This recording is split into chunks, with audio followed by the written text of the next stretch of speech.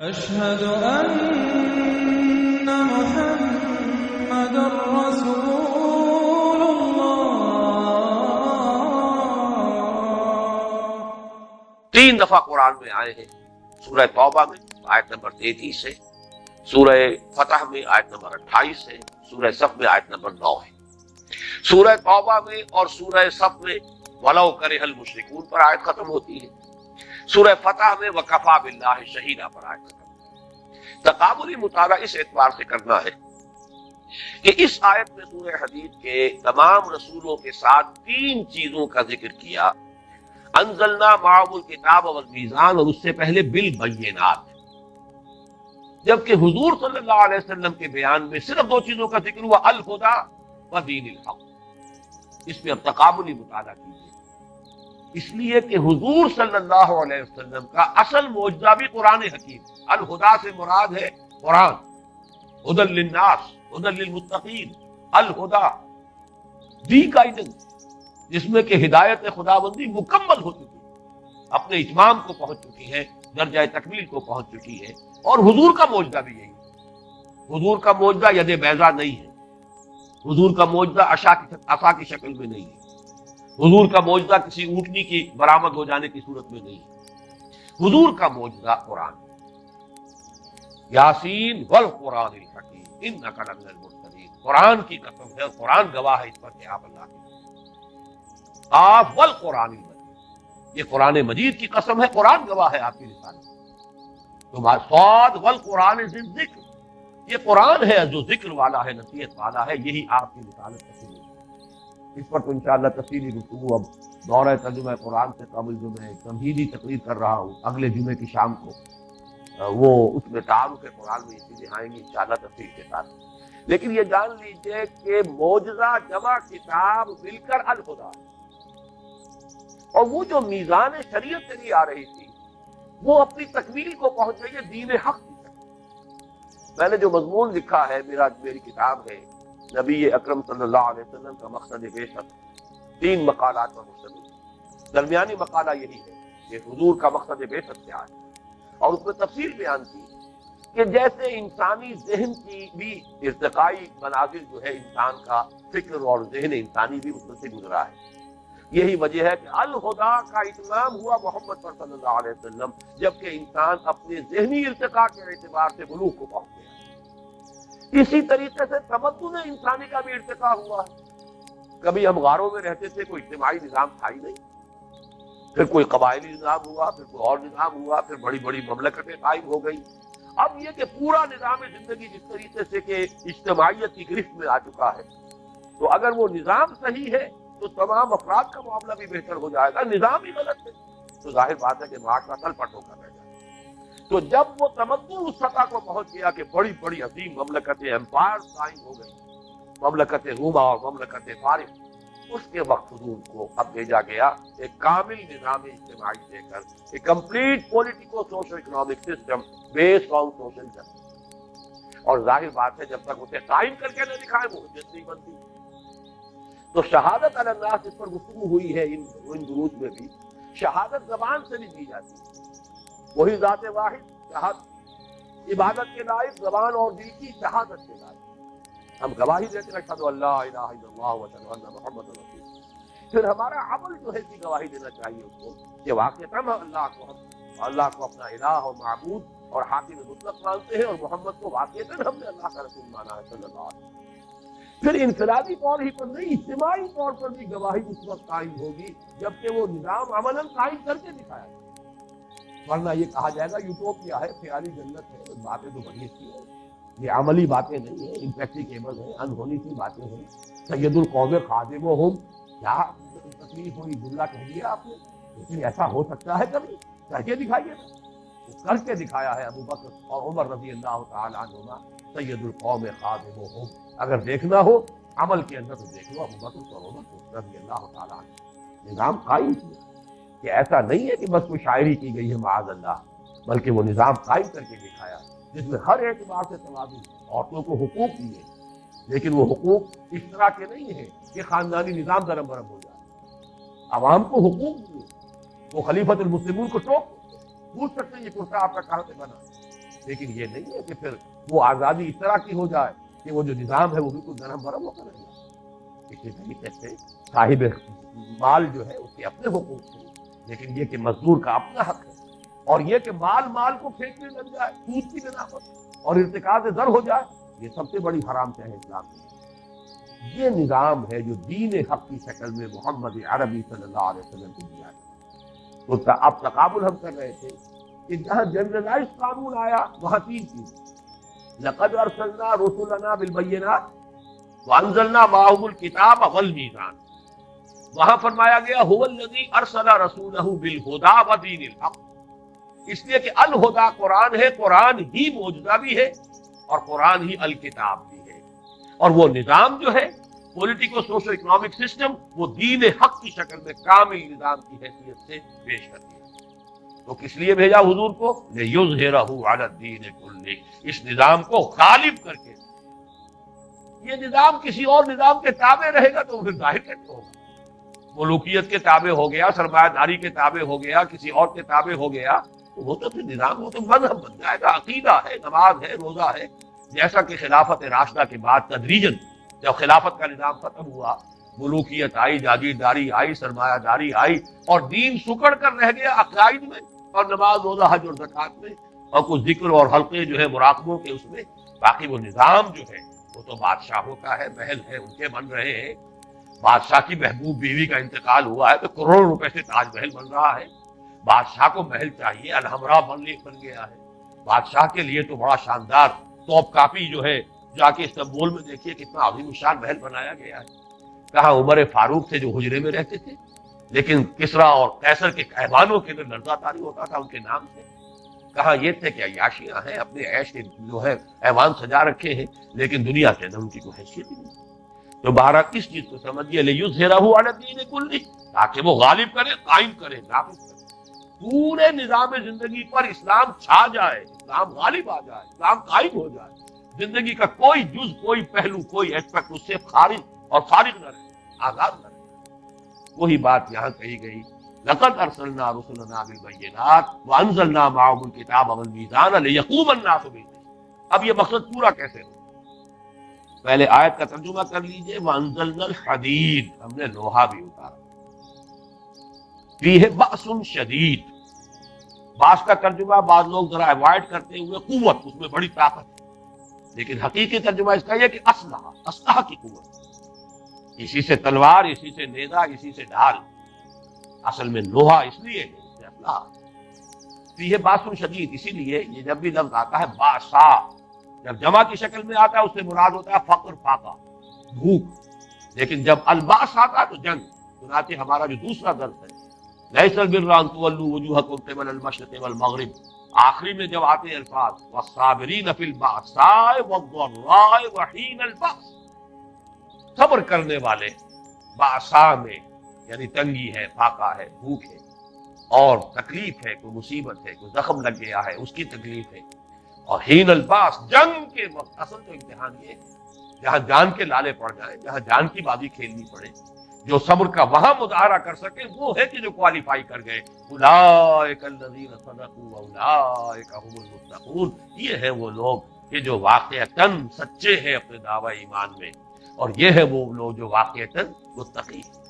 تو ذہن میں رکھیے یہاں پر فیہ باس شدید، اس میں شدید جنگ کی صلاحیت، ومنافع للناس، لوگوں کے لیے دوسرے منفعتیں بھی ہیں، فائدے ہیں۔ آج کل تو اس کی ہمارے ہاں نزدیک کوئی اہمیت کم ہو گئی ہے، ورنہ توا پر آج چمٹا پھکنی سب لوہے سے بنتی تھی۔ اب تو یہ ہے کہ بہرحال اس طرح کا معاملہ نہیں رہا، اوونز ہے اس میں شاید وہ لوہا اس طرح سے نمایاں ہو کے نظر نہیں آتا ہے، لیکن یہ کہ لوگوں کے لیے اور بھی فائدے۔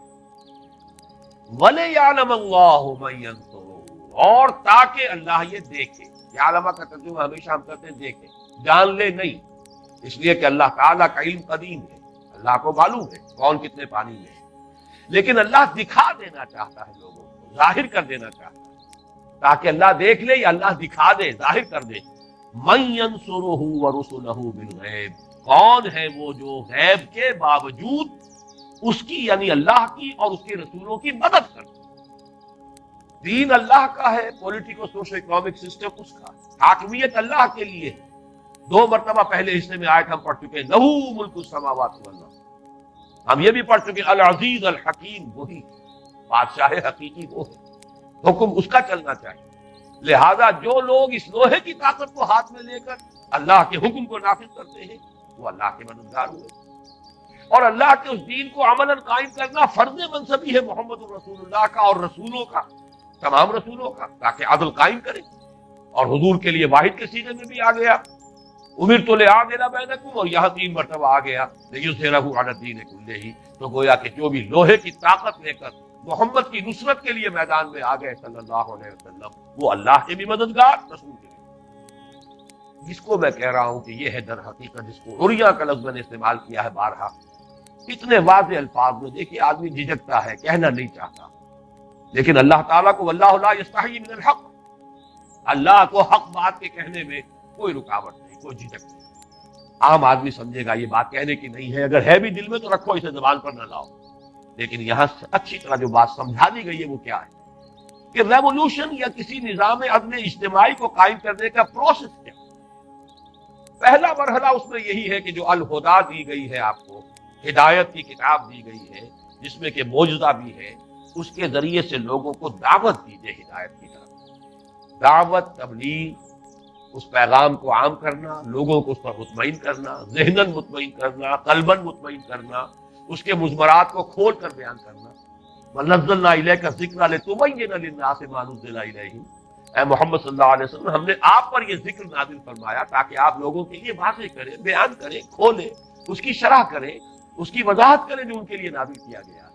یہ سارے کام کیجئے جیسا کہ سورہ جمعہ میں ہم پڑھ چکے، یتلو علیہم آیاتہ ویزکیہم ویعلمہم الکتاب والحکمہ، یہ الہدیٰ کا فنکشن ہے۔ الہدیٰ کے ذریعے سے، جس کی میں نے مثال پچھلی نشست میں دی تھی کہ جیسے پہلا ایکسپیریمنٹ غالباً کرایا جاتا تھا 5ویں جماعت میں، سائنس کا پہلا سبق ہوتا، لوہ چون ہے، برادہ ہے، اس کا مکسچر ہے، اسے کیسے علیحدہ کریں۔ میگنیٹ ہاتھ میں لیجئے، اس میں پھرائیے، لوہ چون جو ہے وہ اس کے ساتھ چمٹتا چلا جائے گا، برادہ رہ جائے گا۔ بالکل یہی معاملہ ہے، یہ الہدیٰ، یہ میگنیٹ ہے ہدایت کی طرف کھینچنے والا۔ کھینچے گا کس کو؟ جس کی اپنی فطرت کے اندر وہ ہدایت کسی نہ کسی درجے میں موجود ہے۔ اگر وہ ہے ہی نہیں تو جیسے برادہ نہیں چمٹتا اس میگنیٹ کے ساتھ، وہ ابو جہل نہیں چمٹے گا، جن کی فطرتیں مسخ ہو چکی ہیں۔ ابو لہب نہیں چمٹے گا، چاہے وہ حقیقی چچا ہے اور ایک دیوار بیچ کا پڑوسی ہے محمد رسول اللہ صلی اللہ علیہ وسلم، اور ہو یہ رہا ہے کہ آپ کے گھر میں ہانڈی پک رہی ہے تو اس کے اندر بھی غلاظت پھینکی جا رہی ہے، اور یہ اچھا سگا چچا ہے جو کر رہا ہے، جو باپ کی جگہ پر ہوتا ہے۔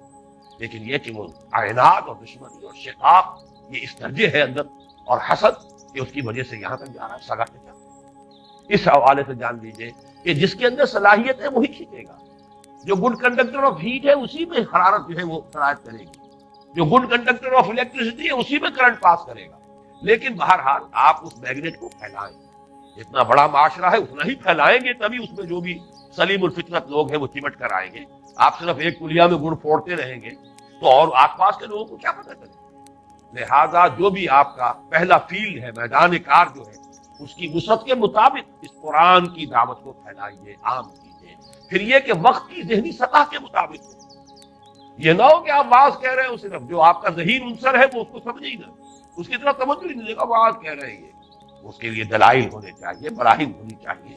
ادعو الی سبیل ربک بالحکمۃ والموعظۃ الحسنۃ وجادل بالتی احسن۔ قرآن جو ہے معاوضہ بھی ہے، قرآن برہان بھی ہے، قرآن میں حکمت بھی ہے۔ ذالک مما اوحی الیک ربک من الحکمہ، قرآن کی حکمت کے ذریعے سے حکماء کو، عقلاء کو، جو بھی آپ کا انٹلیکچوئل ایلیٹ ہے اسے بلائیے، قرآن کے واعظ کے ذریعے سے عوام الناس کو کھینچیے۔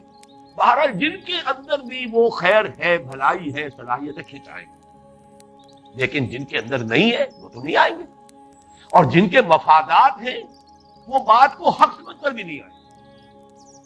جیسے کہ میں پہلے مثال دے چکا ہوں کہ یہود کے علماء سے بڑھ کر کون تھا جو حضور کو پہچان سکتا تھا؟ یعرفونہ کما یعرفون ابناءہم، مانا کیوں نہیں؟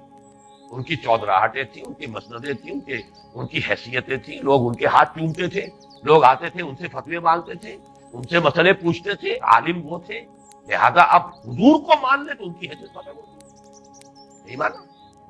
اس حوالے سے جان لیجیے ایک ویسٹڈ انٹرسٹ اس کا اکثر حصہ رہ جائے گا، جو نہیں مانے گا، نہیں قریب آئے گا اپنے مفادات میں۔ گرڈ اپ یور لوئن، ان کی تو کوشش یہ ہوگی کہ راستہ روکو، نظام کوہنا کے پاسمانوں یہ معرض انقلاب میں ہے. Your interest are being threatened. Gird up your line, resist. آؤ اپنے مفادات کے تحفظ کے لیے کھڑے ہو. لہذا آخری مرحلے میں اس انقلاب میں پھر ایک ہی راستہ ہے کہ جو وہ سلیم الفطرت لوگ آ گئے ہیں ان کو جمع کریں، آرگنائز کریں، ان کا تزکیہ کریں، نیتیں بھی خالص ہو جائیں، کوئی کھوٹ نہ رہے، ان کی شخصیتیں نکھر جائیں، کوئی شک اور شبہ نہ رہے لوگوں کو ان کے کردار کے بارے میں. آزمائشوں میں سے گزرے، امتحانوں میں سے نکلے، پھر ان کو منظم کرو، کوڑا بناؤ انہیں بٹ کر، جیسے کہ آپ رسیوں کو اور مختلف دھاگوں کو بٹ دیں گے تو کوڑا بنے، طاقت بنے. علیحدہ علیحدہ دھاگا جو ہے اس کو توڑ دے گا جو چاہے گا، لیکن جب بٹ کر آپ نے کوڑا بنایا ہے، اب یہ کوڑا باقی کے اوپر دے گا. یہ ہے اصل میں فلسفہ انقلاب. اس کے لیے ظاہر بات ہے ٹکرانا پڑے گا، اور ٹکرانے کے لیے جب میدان میں آؤ گے تو یقتلون کے ساتھ یقتلون بھی ہوگا. جہاں قتل کرو گے قتل ہوگے بھی. تمہیں کوئی گارنٹی نہیں ہے کہ تم قتل نہیں ہوگے. کوئی لوہے کے جسم تمہیں نہیں دیے گئے ہیں کہ برچھا جو ہے پار نہیں ہوگا. حمزہ کے جسم سے وہ برچھی جو ہے وحشی کی وہ پار ہو گئی، آر پار ناف کے قریب سے جو ہے لگی ہے وہ پار گئی. تو پھر اور کون ہوگا جسے کوئی ضمانت حاصل ہو، کوئی اللہ کی طرف سے انشورنس ہو جائے. ان اللہ اشترى من المؤمنین انفسهم واموالهم بان لهم الجنہ یقاتلون فی سبیل اللہ فیقتلون ویقتلون. اللہ نے اہل ایمان سے ان کی مال، ان کی جانیں خرید لی ہے جنت کے عوض. تو اللہ کی راہ میں جنگ کر رہے ہیں، قتل کرتے بھی ہیں، قتل ہوتے بھی ہیں. یقتلون ویقتلون. غزوہ بدر میں 70 قرشی مارے گئے، صحابہ صرف 14 شہید ہوئے، 13 آن دی اسپاٹ. ایک زخمی ہو گئے تھے جو مدینے واپسی پر راستے میں شہید ہو گئے، انتقال ہو گئے. لیکن غزوہ احد میں مسلمانوں کی غلطی کی وجہ سے پانسا بالکل پلٹ گیا، 70 مسلمان شہید ہو گئے. یقتلون ویقتلون. یہ تو کرنا پڑے گا. انقلاب اس کے بغیر نہیں. اس کے لیے جان دینی اور اس کے لیے طاقت کا استعمال. اور اس کے لیے میں اب آپ سے کیا عرض کروں کہ علامہ اقبال کی جو عظمت میرے دل میں اس لیے کہ ان حقائق کو جس خوبصورتی سے انہوں نے بیان کیا. 2 شعر ان کے ایسے ہیں. ایک تو فلسفے کے اعتبار سے چوٹی کے شعر تو میں پہلے سنا چکا ہوں آپ کو جمعرات کے روز، یا یہ کہ آج بھی پہلی نشست میں سنایا ہے. یہ جو فلسفہ انقلاب کے 2 شعر، گفتند جہان ماں آیا بتومی ساغر، گفتم کے نمی ساغر، گفتند کے برہم زن. اللہ نے مجھ سے کہا، گفتند انہوں نے کہا، جہان ماں آیا بتومی ساغر، میرا یہ جہان جو ہے، جو میرا دنیا ہے اس وقت، جس میں میں نے تمہیں بھیجا ہے، یہ تمہارے ساتھ سازگاری کرتا ہے، تمہیں پسند ہے، ٹھیک ہے، یہ نظام صحیح ہے. گفتم کے نمی ساغر. میں نے کہا نہیں، یہ صحیح نہیں ہے، میرے ساتھ سازگاری نہیں کرتا. گفتند کے برہم زن، اللہ نے فرمایا توڑ پھوڑ کر رکھ دو. برہم زن، اور برہم زن کے لیے راستہ کیا ہے؟ با نشہ درویشی در ساز و دمادم زن. پہلا مرحلہ درویشی کا ہوگا، دعوت ہے، تبلیغ ہے، گالیاں کھا کر بھی دعائیں دینی ہوں گی، پتھراؤ کے جواب میں بھی اللہ توفیق دے تو پھول پیش کرنے ہوں گے. جو لوگ خون کے پیاسے انہیں معاف کرنا ہوگا، تاکہ جیسے کہ اللہم اہد قومی انہم لا یعلمون. اس کو یوں سمجھیے کہ بدھ مت کا بھکشو بھی میں اگر کہوں تو غلط نہیں ہے. دعوت کے مرحلے میں یہ روش اختیار کرنی پڑے گی. دعوت کے اندر تو التجا بھی ہوتی ہے، لجاجت بھی ہوتی ہے. اللہ کے بندو سنو میری بات، در در پر جا رہے ہیں، کسی نے کچھ کہہ دیا، کسی نے کچھ کہہ دیا. 3 آدمیوں سے ملے ہیں جا کر طائف میں. ایک نے کہا اچھا جی آپ کے سوا کوئی نہیں ملا تھا اللہ کو رسول بنانے کے لیے، نکل جاؤ یہاں سے. ایک نے کہا جاؤ چلے جاؤ، میں تم سے بات بھی نہیں کرنا چاہتا، اس لیے کہ یا تو تم جھوٹے ہو یا سچے ہو. جھوٹے ہو تو جھوٹے کو میں منہ نہیں لگاتا، سچے ہو تو کہیں میں کوئی گستاخی کر بیٹھوں گا. اگر تم واقعی اللہ کے رسول ہو تو بہتر ہے تم روانہ ہی ہو. ایسے ایسے زہر میں بجھے ہوئے جملے محمد رسول اللہ کے لیے. اور پھر جب روانہ ہوئے واپس تو انہوں نے وہاں کے اسٹریٹ ارچنز جنہیں آپ کہتے ہیں، انہیں ذرا اشارہ کیا، پتھراؤ ہو رہا ہے، تاک تاک کر ٹخنے کی ہڈی کو نشانہ بنا. اور صرف ایک ساتھی اس وقت زید ابن حارثہ، ایک آدمی ایک طرف سے ڈھال بنا، سامنے آتے ہیں حضور کو بچانے کے لیے، کور کرنے کے لیے، ادھر سے مارتے ہیں پتھر، ادھر سے مارتے، پیچھے سے مارتے ہیں. جسم لہو لہان ہو رہا ہے، پاؤں میں آ کر خون جم گیا ہے جوتیوں میں. پھر کچھ غشی سی تاری ہوئی ہے، بیٹھ گئے ہیں. تو ایک گنڈا آیا ادھر سے، اس نے اس بغل میں ہاتھ ڈالا ہے، دوسرے نے دوسری بغل میں، اٹھو چلو. یہ نقشہ ہے اللہ کے رسول کا، محبوب رب العالمین کا، سید الاولین والآخرین کا۔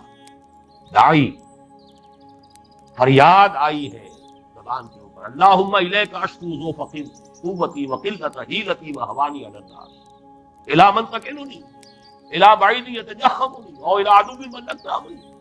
اے اللہ تیری ہی جناب میں فریاد لے کر آیا ہوں اپنے وسائل کی کمی کا، اپنی قوت کی کمزوری کا۔ کہاں جاؤں، کس سے شکوہ کروں، کس سے فریاد کروں؟ مجھے کس کے حوالے کر دیا؟ دشمن کے حوالے کر دیا، جو چاہے کر دوں۔ یہ فریاد آئی، اس وقت وہ فرشتہ آیا ہے ملک الجبال کہ اللہ نے مجھے بھیجا ہے، میں ان پہاڑوں پر معمول فرشتہ ہوں، آپ اگر حکم دیں میں ان دونوں پہاڑوں کو ٹکرا دوں گا جس کے مابین یہ طائف کی بستی جس میں یہ سلوک آپ کے ساتھ۔ فرمایا نہیں۔ کیا عجب کہ اللہ تعالیٰ ان کی آئندہ نسلوں کو بتائیے کون بدھ مت کا بھکشو اس سے آگے جائے گا؟ درویشی۔ اور جب کہ نگاہوں کے سامنے ذبح کیے جا رہے ہیں، حضرت سمیہ ذبح کی جا رہی ہے، حضرت یاسر ان کے شوہر جس بری طریقے سے ٹارچر کیا ہے ابو جہل سر عام، اور حضور پاک سے گزرتے ہیں کہتے ہیں اصبروا یا اعلی یاسر فإن موعدکم الجنہ، اے یاسر کے گھر والوں صبر کرو، تمہارے جنت، تمہارے وعدے کی جگہ اللہ کے ہاں جنت ہے۔ لیکن ساتھیوں میں سے کسی کو اجازت نہیں دی کہ جا کے ابو جہل کی ٹکا بوٹی کر دے۔ ابھی مرحلہ درویشی کا ہے۔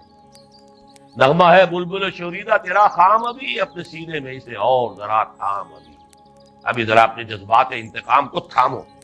ابھی مرحلہ پیسو ریزسٹنس کا، ایک وقت آئے گا تمہارے ہاتھ کھول دیے جائیں گے، اذن للذین یقاتلون بانہم ظلموا، ایک وقت آنے والا ہے تمہیں اذن قتال بھی ملنے والا ہے، تمہیں اینٹ کا جواب پتھر سے دینے کی اجازت ملے گی، لیکن ابھی تھامو۔ نغمہ ہے بلبل شوریدہ تیرا خام ابھی، اپنے سینے میں اسے اور ذرا تھام دے۔ پھر وہ وقت آیا، پھر تلواریں بھی ہیں، نیزے بھی ہیں، میدان میں آئے ہیں، یقاتلون فی سبیل اللہ یقتلون و یقتلون۔ اس کو اقبال نے دو مصروں میں بیان کر دیا۔ پہلا شعر پھر سن لیجئے، گفتند جہان ماں آیا بتمی سازد، گفتم نمی ساز، گفتند کے برہم زن، نظام کو توڑ دو پھوڑ دو، با نشہ درویشی در ساز دمادم زن۔ پہلا مرحلہ یہ ہوگا، درویشی کی روش اختیار کرو، درویشی کی خوب پختہ کرو، اور کرتے رہو محنت، دعوت ہے، تربیت ہے، تنظیم ہے، صبر ہے، پوری طریقے سے جھیلو تکلیفیں، مصیبتیں، درویشی۔ کیوں پختہ شوی، جب تیار ہو جاؤ، پختہ ہو جاؤ، تعداد کے اعتبار سے، کیفیت اور کمیت دونوں اعتبارات سے، سیرت بھی پختہ ہو چکی ہو، تربیت ہو چکی ہو، تزکیہ ہو چکا ہو، قول و فعل کا تضاد نہ رہا ہو، انسان کا ظاہر باطن ایک ہو چکا ہو، منظم ہو، ایک امیر کی دعوت کے اوپر کھڑے ہو، لبیک کہیں اور اپنی جانوں کی قربانی دینے کو تیار ہو جائیں، اور اگر روکنے کو حکم دیا جائے تو رک جائیں۔ یہ پختگی جب آ جائے، جو پختہ شوی خدرا بر سلطنت جم زن، اب اپنے آپ کو سلطنت جم پر دے مارو۔ یہ ہے دو مصروں میں پورا انقلاب۔ اس کے لیے انزلنا الحدید، ہم نے لوہا بھی اتارا، دلیل بھی اتار دی، بینہ بھی اتار دی۔ جو نیک سرشت ہیں وہ آ جائیں گے، لیکن اب ان کو منظم کر کے طاقت بنانا، ریولیوشنری فورس، ایسے سرفروش، ایسے جانفروش کہ جو اپنے سر کی اور جان کی بازی کھیلنے کو تیار ہو۔ من المومنین رجال صدقوا ما عاهدوا اللہ علیہ فمنهم من قضى نحبه ومنهم من ينتظر وما بدلوا تبدیلا۔ اہل ایمان میں وہ جوان مرد ہیں کہ جو عہد انہوں نے اللہ سے کیا تھا وہ پورا کر دکھایا، سچا کر دکھایا۔ ان میں سے وہ بھی ہیں جو اپنی نظر پیش کر چکے، اور جو باقی ہیں وہ منتظر ہے کہ کب باری آئے۔ وبال دوش ہے سر جس میں ناتواں پہ مگر لگا رکھا ہے تیرے خنجروں کا ناچ۔ یہ ہے وہ آیت مبارکہ وانزلنا الحدید فیہ باس شدید، اس میں قوت ہے جنگ، ومنافع للناس، کچھ اور فائدے بھی ہیں، پھکنی اور توا اور پرات اور چمٹا اور بالٹی وہ بھی بنا لو۔ وَلِيَعْلَمَ اللَّهُ مَن يَنصُرُهُ وَرُسُلَهُ بِالْغَيْبِ، تاکہ اللہ دیکھے کون ہے وفادار بندے، کون ہے صادق الایمان۔ ایمان کا دعویٰ تو آسان ہے۔ اب دیکھیے اس کے ساتھ ایک تو وہ آیت جوڑ لیجئے سورہ صف کی، ان اللہ یحب الذین یقاتلون فی سبیلہ صفا کانہم بنیان مرصوص۔ یہ صورت ایسی عجیب ہے، اس میں نہ لفظ جہاد آیا نہ قتال آیا، دونوں کے مضامین موجود ہیں، حدید لوہا، اسلحہ کا ذکر آ گیا۔ لیکن یہ کہ اصل میں سارے مضامین کل مسبحات کے اس میں جمع ہے. وَلِيَعْلَمَ اللَّهُ مَن يَنصُرُهُ، محبت مجھے ان جوانوں سے ہے ستاروں پہ جو ڈالتے ہیں کمند.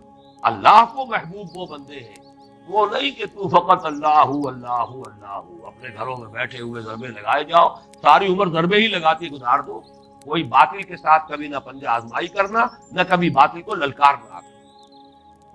ان کے بارے میں تو حدیث سنا دی حضور نے. اوح اللہ عز وجل الی جبرائیل علیہ الصلوۃ والسلام ان اقلب مدینہ کذا و کذا باہلھا، اللہ نے حضرت جبرائیل کو حکم دیا فلاں فلاں بستیوں کو تلپٹ کر دو اس کے رہنے والوں سمیت. قال فقال ان فیھا عبدک فلانا لم یعصک طرفۃ عین. حضور فرماتے کہ حضرت جبرائیل نے عرض کیا پروردگار اس بستی میں تو فلاں بندہ بھی ہے جس نے آج تک کبھی پلک جھپکنے جتنی دیر بھی معصیت میں بسر نہیں کی. قال فقال اقلبها علیہ وعلیہم. حضور فرماتے اس پر اللہ نے فرمایا الٹو اس بستی کو پہلے اس پر پھر دوسروں. فإن وجهه لم يتمعر قط، اس لیے کہ اس کے چہرے کا رنگ میری غیرت کی وجہ سے کبھی متغیر نہیں. بیٹھا رہا اپنی ذاتی نیکی اور ذاتی تقویٰ اور ذاتی عبادت گزاری اور ذاتی جو ہے تہجد گزاری اور مراقبے، یہ باطل جو ہے فلرش کرتا رہا، پھیلتا رہا، اس کا بول بالا ہوتا رہا، شریعت کی دھجیاں بکھرتی رہی، یہ لگا رہا اپنے اسی کام میں. تو یہ زیادہ بڑا مجرم ہے دوسروں سے. اقلبها علیہ وعلیہم، الٹو اس بستی کو پہلے اس پر پھر دوسروں. یہ نہیں ہے راستہ. ہاں اپنی تربیت، اپنا تزکیہ یہ کیے بغیر میدان میں آ جاؤ گے تب وہی کچھ ہوگا جو آج جہاد کے نام سے ہو رہا. وہ جہاد بھی بدنام ہوگا اور جہاد فساد کی شکل اختیار کرے گا. نہ دعوت کا مرحلہ آیا، نہ تربیت کا مرحلہ آیا، نہ تزکیے کا مرحلہ آیا، نہ اپنے قول و فعل کے اندر درستی کی گئی. یہ سب کچھ نہیں ہے اور نکل کھڑے ہوئے تلواریں لے کر اور کلاشنکوف لے کر، اور وہ جہاد ہو رہا ہے. اس جہاد کا جو بھی دنیا میں مذاق ہو رہا ہے، بدنام ہو رہا ہے وہ جہاد. بدنام کنندگان نکو نامے چند دین کی بنیادی اصطلاحات کو جس طریقے سے اس وقت رسوا کر رہے ہیں، اس کا نتیجہ فساد ہو رہا ہے. کچھ حاصل نہیں. تو یہ ہے اصل میں پورا پروسیس جس پر کہ وہ منہج انقلاب نبوی میری کتاب ہے. انگریزی میں اس پر اب پورے کیسٹ انگریزی میں موجود ہیں، اردو میں موجود ہیں. 5 میں نے لیکچر جو ہے پچھلے سال محاضرات قرآنی میں غالباً 2 گھنٹے کے وہ لیکچرز ہیں. 3 ہمارے کیسٹس جو ہیں جس کے ویڈیو کیسٹ کے اندر وہ پورا میرا منہج انقلاب نبوی کیا ہے، اس کے مختلف مراحل کیا ہیں، اور یہ کہ قتال کی آج کے زمانے میں کیا صورت ہوگی. ایک ون وے قتال بھی ہے، یک طرفہ جنگ. اور یک طرفہ جنگ یہ ہے کہ آپ مظاہرے کے لیے، پکیٹنگ کے لیے آ جائیے، نہیں دیں گے اب ہم یہاں پہ ٹیکس نہیں دیں گے، لگان نہیں دیں گے، یہ حرام کا کام ہو رہا ہے جو ہو رہا ہے، یہ سودی نظام ہے جو چل رہا ہے، ہم نہیں دینے کو تیار ٹیکس. آپ پر گولیاں برسے گی، گولیاں کھائیے. لیکن یہ کہ جس طریقے سے ایرانیوں نے 30-40 ہزار جانیں دے دی، لیکن پھر انقلاب آ گیا. کشمیر میں بھی 40 ہزار جانیں دی جا چکی ہیں. کہاں ایران جتنا بڑا ملک، کہاں وہ کشمیر. اگرچہ اسے ایران صغیر کہتے ہیں، کل جسے اہل نظر کہتے تھے ایران صغیر، لیکن اگر یہ اعداد و شمار صحیح ہے، اور اس کا میں سمجھتا ہوں کہ بالکل غلطی کا کوئی امکان ہی نہیں جس طریقے کا وہاں قتل عام ہو رہا ہے. لیکن یہ کہ 40 ہزار جانے جانے کے باوجود جو ہے نتیجہ کیا ہے، وہاں پر بھی اگر وہ جانے دی گئی بادشاہ کو بھاگنا پڑا، اس لیے کہ وہ ون وے وار تھی. انہوں نے مارا کسی کو نہیں، خود مرے. نتیجہ یہ ہوا کہ الٹی فوج جو ہے، اندیشہ ہو گیا شاہ کو کہ یہ فوج الٹ پڑے گی میرے خلاف. آخر ان کے کس اینڈ کن ہیں، انہی کے لوگ ہیں، انہی کے بھائی بند ہیں، انہی کے بھتیجے بھانجے سامنے موجود ہیں. تو ایک حد تک تو جیسے کہ یہاں پر بھٹو صاحب کو جواب دے دیا تھا فوج نے، صاحب جناب کب تک ہم لوگوں کو، اپنے قوم کے لوگوں کو، یہ کوئی آکوپیشن آرمی تو نہیں ہے، نیشنل آرمی ہے، کتنوں کو مارے گی، کیوں مارے؟ آپ کوئی معاملہ کیجیے جا. کہا تھا انہوں نے، میں نے دیکھا تھا ان کا ٹیلی ویژن کا انٹرویو، میری کرسی بہت مضبوط ہے. لیکن آپ نے دیکھا کہ وہ کرسی تو بڑی کمزور ثابت تھی. کرسی تو مضبوط تھی فوج کے بل پر. جب فوج نے جواب دے دیا تو کرسی کا مضبوط رہی. وہ تو 2 ہاتھ 2 پاؤں اس کے تھے جیسے کسی بھی آدمی کے ہوتے. یہ ہے در حقیقت آج کے زمانے میں. اس پر تفصیل سے میں نے بحث کی اس کتاب میں منہج انقلاب نبوی. پہلے آبجیکٹیولی سمجھیے حضور کی سیرت سے کہ اس کے کیا مراحل تھے، کیا ہوا، پہلے کیا ہوا، پھر کیا ہوا، پہلے یہ ہوا تو کیوں ہوا، بعد میں یہ ہوا تو کیوں ہوا. پہلے 13 برس تک یہ حکم ہے کہ چاہے تمہارے ٹکڑے اڑا دیے جائیں تم ہاتھ نہیں اٹھاؤ گے. اور اس کے بعد یہ قاتلوا فی سبیل اللہ الذین یقاتلون وقاتلوہم حتی لا تکون فتنۃ ویکون الدین کلہ للہ. زمین و آسمان کا فرق ہے کہ نہیں، لیکن حکمت ہے. ایک ہی پروسیس کے یہ 2 مختلف مراحل ہیں. اسی طرح ایک وقت میں دب کر خدا کر جو صلح حدیبیہ ہوئی ہے یقیناً بڑی ان ایکول، وہ جو اس کی جو ٹرمز تھی وہ یقیناً اس میں مسلمان اسی وجہ سے تو میں نے آپ کو بتایا ایک آدمی نہیں اٹھا عمرہ جو ہے اپنے عمرے کا احرام کھولنے کے لیے، ایک آدمی نہیں اٹھا۔ اس درجے دل جو ہے زخمی تھے مسلمانوں کہ ہم کیوں دب کر صلح کریں۔ لیکن یہ ہے کہ ایک سال کے بعد قریش کا سردار ابو سفیان چل کر آتا ہے مدینے، وہ خوشامدیں کر رہا ہے، سفارشیں کروا رہا ہے خدا کے لیے صلح دوبارہ کر لیجیے، وہ نہیں کر رہے۔ کیوں؟ اسی کو ٹائم بھی نے کہا نا، کیونکہ ان کی تو آنکھیں اندھی ہیں، انہوں نے تو ظاہر کو دیکھا ہے، انہوں نے کنٹراسٹ شو کیا ہے۔ Muhammad failed as a prophet but succeeded as a statesman. مکے میں محمد نظر آتے ہیں واقعی جیسے نبی تھے، جیسے ان کا تصور نبی کا، حضرت یحییٰ کا، حضرت عیسیٰ کا، تو مکے والا محمد تو واقعی یحییٰ اور عیسیٰ والا ہی ہے، دعوت دے رہا ہے، تبلیغ کر رہا ہے، مارے کھا رہا ہے، گالیاں سن رہا ہے۔ But he failed there, as he says. Muhammad failed at Makkah. Muhammad failed as a prophet, but succeeded as a statesman. اب مدینے میں آ کر تو ایک مدبر ہے، حکمران ہے، جنگجو ہے، سپہ سالار ہے، وہاں کامیابی ہوئی ہے تو اس سے ہوئی، یہ اس کا قول ہے۔ اور ڈاکٹر منگومری واٹ اس نے پھر اسی جملے کو در حقیقت جو ہے 2 والیومز کے اندر اس نے اس کو ایکسپاؤنڈ کیا ہے، Muhammad at Mecca, Muhammad at Medina, to highlight the contrast کہ مکے والا محمد تو بالکل ہی کچھ اور تھا، مدینے والا محمد بالکل کچھ اور نظر آتا۔ معاذ اللہ، شخصیت ایک ہی ہے، پروسیس ایک ہی ہے، لیکن پروسیس کے مراحل ہیں۔ ایک مرحلہ انقلابی جو ہے وہ ہے با نشہ درویشی در ساز و زبان افضل، یہ مکی دور ہے۔ کیوں پختہ شبی خدرا بر سلطنت جم سنگ، یہ ہے دوسرا مرحلہ۔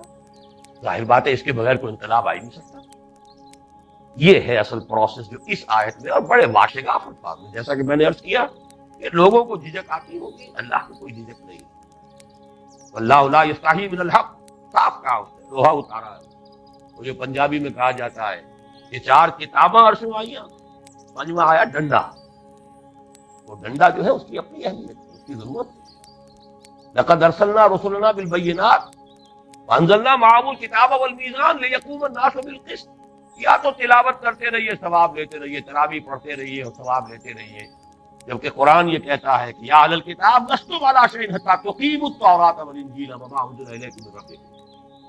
اے کتاب ماننے والو، اہل کتاب، تمہاری کوئی حیثیت ہماری نگاہ میں نہیں، یو اسٹینڈ نو ویئر، لستم علی شیء حتی تقیموا التوراۃ والانجیل وما انزل الیکم من ربکم، جب تک کہ تم تورات اور انجیل کو اور جو کچھ تمہارے رب کی طرف سے تم پر نازل ہوا ہے اس کو قائم نہیں۔ قرآن پڑھتے رہو، قرآن سنتے رہو، قرآن یاد کرتے رہو، حسن قرات کے مقابلے کرو، ریڈیو پر بھی ہو رہے ہیں، سب کچھ ہو رہا ہے، جشن ہو رہا ہے، 1400 سالہ جشن نزول قرآن، قرآن قائم کرنے کو چاہیے۔ یا اہل القرآن لستم علی شیء حتی تقیموا القرآن، قرآن قائم کرو، یہ میزان عدل۔ اس نے جو بھی نظام دیا، اس نے جس کا جو حق معین کیا اس کو دو، جس کی جو ذمہ داری ہے اس کے اوپر عائد کرو۔ یہ نہیں کرتے تو پھر یہ صرف تلاوت ہے، اس کا ثواب جو لے رہے ہو اللہ تعالیٰ کے حق کا کچھ کریڈٹ نہیں۔ لقد ارسلنا رسلنا بالبینات وانزلنا معهم الکتاب والمیزان لیقوم الناس بالقسط وانزلنا الحدید فیہ بأس شدید ومنافع للناس ولیعلم اللہ من ینصرہ ورسلہ بالغیب ان اللہ قوی عزیز۔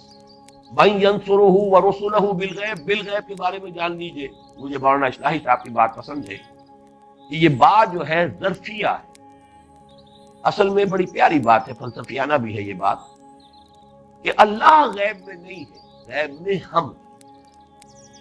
میری ایک تقریر ابھی شائع ہوئی ہے تازہ میثاق میں، وہ حقیقت دعا اس میں دیکھ رہا تھا، اس میں بھی میں نے وہ عربی کے اشعار دیے ہیں، اغیب وذو اللطائف لا یغیب وارجوہ رجاء لا یخیب۔ میں غائب ہو جاتا ہوں، وہ اللہ تو ذو اللطائف ہے، وہ کہاں غائب ہوتا ہے، وہ تو غائب نہیں ہوتا، وہ تو ہر آن ہر جگہ موجود ہے۔ یہ تو پردے ہماری آنکھوں پر پڑے ہوئے ہیں نا، تو ہم غیب میں ہیں، وہ غیب میں نہیں ہے۔ تو غیب میں، یہ او پیداست تو زیر نقابی، بڑا پیارا مسئلہ ہے، یاد آ گیا بر وقت۔ وہ تو سامنے ہے، ظاہر ہے، الظاہر، ہاں تو زیر نقاب ہے، تو محجوب ہے، تو پردے میں آیا ہوا ہے، غیب کا پردہ تجھ پر پڑا۔ تو بالغیب غیب میں ہوتے ہوئے ہم اللہ کو دیکھ نہیں رہے، پھر بھی یہ جو شخص اللہ کے لیے تن من دھن وقت کر دے، بڑی شاباش ہے اس کے لیے اللہ کی طرف۔ بعض احادیث میں آتا بھی ہے کہ یہ لوگ جو ہے فرشتوں سے اللہ تعالیٰ جو ہے اس میں مباحثات کرتا ہے، اپنے نیک بندوں کا ذکر کرتا ہے کہ میرے یہ بندے جو ہیں مجھ سے جنت مانگ رہے ہیں، انہوں نے جنت دیکھی ہے نہیں، پھر بھی مانگ رہے ہیں۔ انہوں نے دوزخ سے پناہ مانگ رہے ہیں، دوزخ دیکھی ہے کہ نہیں دیکھی نہیں، پھر بھی مجھ سے یہ سوال کر رہے ہیں کہ میں نے دوزخ سے بچاؤں۔ تو جو شخص غیب کے بغیر وہ دل کی آنکھ سے دیکھا ہے، عقل کی آنکھ سے دیکھا، تو جو یہ اس کے باوجود ان صلاتی و نسکی و محیای و مماتی للہ رب العالمین، غیب میں ہونے کے باوجود اگر وہ یہ سب کچھ کر رہے ہیں، کراجوئی چرادر پہ تو تابی کہ او پیدا تو زیر نفاذ، اس کو تلاش کر رہے ہیں۔ وہ جو میں نے شعر آپ کو سنائے تھے ہائی اسکول کی پریئرز میں، خالق میرے کہاں ہے تو مجھ کو تیری تلاش ہے، کسے تلاش کر رہے ہو، کسی کو تلاش کر رہے ہو، کس پیچ و تاب میں ہو، وہ تو ظاہر ہے، در حقیقت تم ہو گئے نقاب تمہاری عقلوں پر، تمہاری آنکھوں پر پڑا۔ تو جو لوگ اس حالت میں کہ وہ غیب میں ہیں اور پھر وہ مدد کر رہے ہیں اللہ ینصرہ ورسلہ بالغیب، اچھا یہ نوٹ کیجئے، ایک خیال ہو سکتا ہے کہ رسول تو غیب میں نہیں تھے، یا رسولوں سے صحابہ جو ہے رسول سے غیب میں تو نہیں تھے، حالانکہ غیب میں تھے، سامنے جو موجود تھے وہ محمد ابن عبداللہ ابن عبد المطلب تھے۔ رسول کی رسالت تو غیب میں ہے، کیا کسی نے آنکھوں سے جبرائیل کو آتے دیکھا تھا؟ جبرائیل اگر آئے بھی کبھی انسانی شکل میں تو انسان آیا مل کے چلا گیا۔ در حقیقت رسول کی رسالت بھی غیب کی بات ہی تھی، اور اس سے لوگ اس وقت بھی غیب میں تھے، سامنے جو نظر آتے تھے، اسی لیے تو منافقین کا معاملہ ہے۔ کیوں مانے ہم ان کی ہر بات؟ مجھے بھی دو ہاتھ ہیں دو پاؤں ہیں، ہاں جو قرآن یہ کہہ رہے ہیں کہ قرآن نازل ہوا اس کو ہم مانیں، یہی ہمارے ہاں یہ حسبنا کتاب اللہ، جو بھی ہمارے ہاں قرآن اہل قرآن کا جو فتنہ ہے، در حقیقت اس کی جڑیں اسی پر آپ کے ساتھ ملتی ہیں۔ رسول کی اطاعت کیوں کریں؟ یہ جان لیجئے کہ اصل میں جو اللہ کی مدد کر رہا ہے، جو اللہ کے رسول کی مدد کر رہا ہے، دونوں حالتوں میں غیب میں ہو کر مدد کر رہا ہے۔ وہ مدد در حقیقت محمد ابن عبداللہ ابن عبد المطلب کی نہیں کر رہا ہے صلی اللہ علیہ وسلم، محمد الرسول اللہ کی کر رہا ہے صلی اللہ علیہ وسلم۔ اور ظاہر بات ہے کہ رسالت ان کی وہ ان کے لیے وہ غیب میں ہے یا وہ خود اس سے غیب ہے۔ وَلِيَعْلَمَ اللَّهُ مَن يَنصُرُهُ وَرُسُلَهُ بِالْغَيْبِ، تاکہ اللہ دیکھے یا اللہ ظاہر کر دے کون ہے اس کے وفادار بندے، صادق الایمان بندے جو غیب میں ہونے کے باوجود اس کے رسولوں کی مدد کرتے ہیں، جان ہتھیلی پر رکھ کر تلوار کی طاقت ہاتھ لے کر میدان میں آتے ہیں، باطل نظام کا قلع کما کرنے، یا اگر تلوار ہاتھ میں نہیں بھی لیتے، جیسا کہ میں نے کہا اس دور میں اس کے لیے جو اجتہاد بھی کرنا پڑے گا، اس لیے کہ ایگزسٹنگ آرمیز ہیں، بہت بڑی بڑی آرمیز ہیں، لوگ نہتے ہیں، وہاں کوئی اسٹیبلش گورنمنٹ نہیں تھی، کوئی اسٹینڈنگ آرمیز نہیں تھی، اتنا بڑا فرق نہیں تھا، ڈسپیرٹی اتنی نہیں تھی۔ 313 کے مقابلے میں 1000 آئے ہیں بدر میں، تو 1 اور 3 کی نسبت ہوئی، ہتھیاروں کا فرق نکال لیجیے تو 1 اور 10 کی ہو جائے گی، 1 اور 20 کی ہو جائے گی، 1 اور 100 کی ہو جائے گی، اس سے زیادہ تو نسبت نہیں تھی۔ لیکن یہاں تو یہ ہے کہ جو نظام ہے، جاگیرداری ہے، سرمایہ داری ہے، ملوکیت ہے۔ اب شاہ فہد کی حکومت کو حفاظت دینے والے تو ان کی فوج بھی ہے، ان کی پولیس بھی ہے، شرطا بھی ہے، ان کی ایئر فورس بھی ہے، اور ظاہر بات ہے کہ جیسے کہ ایئر فورس نے پاؤنڈ کیا تھا حما کو، اور وہاں پر جو اسٹرانگ ہولڈ تھا اخوان المسلمون کا، اور اس کی دھجیاں بکھیر کر رکھ دی، ایسے ہی اگر کہیں پر ہوگا تو یہی ہوگا نا۔ لہذا یہاں اجتہاد کی ضرورت ہے، وہ اجتہاد وہ ہے کہ جو بہرحال جو بھی جس کا حق ہے وہ ادا کیا جانا چاہیے۔ ایرانیوں نے اس کی ایک مثال پیش کی، 2 طرفہ جنگ کی بجائے 1 طرفہ جنگ، اپنے مرنے کے لیے اپنے سینے کھول دیے۔ ایسے ایسے لرزہ خیز واقعات ہوئے ہیں کہ ایک جلوس صرف خواتین کا نکلا، بچوں کو گود میں لے کر گولیاں کھائی ہیں، گری ہیں، اور وہ شیرخوار بچے گرے، تب وہ شاہ کو بھاگنا پڑا، 2 گز زمین بھی مل نہ سکی کوئی یار۔ جب اس درجے تک معاملہ ہو جاتا ہے تو بہرحال اسے اندیشہ تھا کہ کہیں فوج اچانک مجھ پر الٹ نہ پڑے، تو جان بچا کر بھاگنے میں آتی۔ یہ ہے اصل میں اس وقت کا جو نظام، تھوڑا سا اجتہاد کا معاملہ ہے، وہ میں تفصیل سے اپنی کتاب میں بحث کر چکا ہوں۔ آخری الفاظ ہے ان اللہ قوی عزیز۔ یہ نہ سمجھو اللہ تم سے مدد مانگ رہا ہے تو اللہ کمزور ہے، اس کو تمہاری مدد کی حاجت ہے، وہ تو القوی ہے، وہ عزیز ہے، زبردست ہے، آنے واحد میں اس کا ایک حرف کل ہوگا اور یہ نظام سرا کا ساتھ پٹ جائے۔ لیکن تمہارا امتحان خلق الموت والحیات لیبلوکم ایکم احسن عملا، الزم ہستی سے تو ابھرا ہے مانند حباب، اس دنیا کھانے میں تیرا امتحان ہے. You have to prove your worth, تمہیں ثابت کرنا ہوگا. اور اس کے ضمن میں وہ آیت اس کے ساتھ جوڑ دیجئے، لا یستوی منکم من انفق من قبل الفتح وقاتل اولئک اعظم درجۃ من الذین انفقوا من بعد وقاتلوا. جو ابتدائی مراحل ہوتے ہیں کسی انقلاب کے لیے، اس میں جنہوں نے جانیں کھپائیں، جنہوں نے اپنے مال کھپائے، جنہوں نے اپنی صلاحیتیں لگائیں، اپنا وقت لگایا، اپنی زندگی لگا دی، ان کا جو رتبہ ہے یہ رتبہ بلند ملا مجھ کو بھی گیا. بعد میں جب کہ حالات بدل جائیں، نیک کام جب بھی کیا جائے گا وہ نیک ہے، اس کا ثواب ملے گا، اچھا ہے، لیکن قدر و قیمت میں زمین و آسمان کا فرق ہے. تو ایک تو یہ ذہن میں رکھو کہ یہ سب کچھ اس لیے کہ اللہ تمہیں دیکھنا چاہتا. بھلے یعلم اللہ من ینصرہ ورسلہ بالغیب، باقی اللہ خود القوی ہے، العزیز ہے، زبردست ہے، توانا ہے، جب چاہے آنے واحد میں نظام برپا کر سکتا ہے. لیکن تمہارے ابتلاء و آزمائش کے لیے وہ تمہیں یہ موقع دے رہا ہے. آخری شعر وہ پھر سنا رہا ہوں، منت منے کہ خدمت سلطان ہمیں کنی، منت شناس زو کہ بخدمت بداشتت. تم احسان نہ دھرو، بادشاہ کی خدمت کر رہے ہو، بادشاہ پر کوئی احسان نہیں ہے، بادشاہ کا احسان مانو کہ اس نے تمہیں اپنی خدمت کا موقع دیا. بارک اللہ لی ولکم فی القرآن العظیم ونفعنی وإیاکم بالآیات والذکر الحکیم.